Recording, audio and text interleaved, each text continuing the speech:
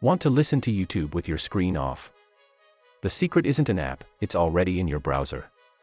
Here's the free, simple method you can listen to YouTube in the background on your Android phone for free using a simple browser trick. Here's how. Open the Google Chrome browser on your phone. Go to the YouTube website m.youtube and log in if needed. Do not use the YouTube app. Play any video you want to listen to. Now, minimize the Chrome browser by pressing your phone's home button. Swipe down from the top of your screen to open the notification panel or quick settings. You will see media controls for the YouTube video. From here, you can play, pause, or skip the audio while using other apps or with your screen locked. That's it. The audio will continue to play in the background. And just like that, you've unlocked background play for free. If this workaround helped you, please like this video, it supports the channel. Have a tech hack you want to learn?